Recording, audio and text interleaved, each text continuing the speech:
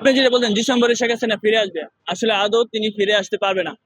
কারণ উনি যে 2000 মানুষকে মেরে দেশ থেকে পালিয়ে গেছে এটা দেশের মানুষ জানে। তো উনি যেখান দিয়ে আসবে, যদি মানুষ শুনে, সেখান দিয়ে দেখবেন কি মানুষ লাইন ধরেছে উনিকে দেখার জন্য। ঝাড়ু লাঠি বাদা নিয়ে সব নিয়ে চলবে। এখন শেখ হাসিনা তো দেশে আসবে না, এটা সবাই দেশের মানুষ জানে, কিন্তু শেখ হাসিনা দেশে যে তার একটা গুন্ডা বাহিনী রেখে গেছে, আওয়ামী লীগ যুবলীগ সন্ত্রাসী বাহিনীকে চাঙ্গা রাখার জন্য তিনি বিভিন্ন সময় বিভিন্ন উদ্ভট বক্তব্য দিয়ে আলোচনায় লাইভ লাইনে থাকতে চায়। অনেকে বলছিল যে শেখ হাসিনা মারাই গেছে, শেখ হাসিনা হয়তোবা পালিয়ে গেছে, একদম নিশ্চুপ। তো উনি যে বেঁচে আছে, উনি যে একটা বয়স, সেজন্য হয়তোবা রয়টার্সকে উনি দিয়েছে। আর এর মধ্যে আপনি দেখবেন যে ওবায়দুল কাদের একটা কি কথা বলছে, ভায়োলেন্সের বদলে ভায়োলেন্স, চোখে বদলে চোখ, মৃত্যুর বদলে মৃত্যু। আওয়ামী লীগ যে একটা দুর্বৃত্ত সংগঠন, খুনিদের সংগঠন, তারা আবারও প্রমাণিত করলো তারা এখনো মানুষের মনে জায়গা করে নিতে পারে নাই।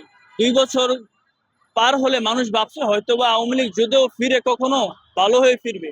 তো তাদের যে চরিত্রটা, তাদের চরিত্রটা ফুটে উঠেছে। তারা, আমি মনে করি, এই প্রতিক্রিয়া দেওয়ার পর থেকে দেশের মানুষ গভীর আগ্রহে বসে আছে যে শেখ হাসিনা কবে ফিরবে, শেখ হাসিনা ফিরুক। সবাই তো চায় শেখ হাসিনা ফিরুক। শেখ হাসিনা কত বড় হিম্মত আছে, কত বড় শক্তি, কোন সাহসে তিনি বলে, সেই সাহসটা দেখতে চাই। কিন্তু আদৌ তিনি আসবে না, তিনি একটা ফাঁকা বয়ান দিয়ে দেশের রাজনীতিতে লাইভ লাইনে থাকার জন্য বিভিন্নভাবে বিভিন্ন কথা, তিনি উদ্ভট কথা বলতেছে। এটা আমরা ছাত্রদল হোক, সাধারণ মানুষ হোক, সবাই এটা জানে।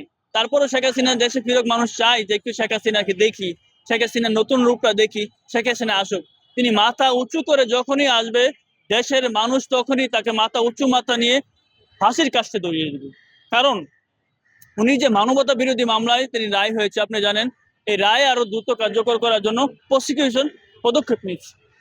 তাহলে শেখ হাসিনা যে আসতে পারবে না, এই মামলার একাধিক মামলার রায় সামনে হবে বলে আমি মনে করি, যে এই প্রসিকিউটের কথা বুঝতে পারলাম। তো এর মধ্যে যে শেখ হাসিনা আসার কোনো পরিবেশ কোনোভাবে আমি দেখতে পাচ্ছি না।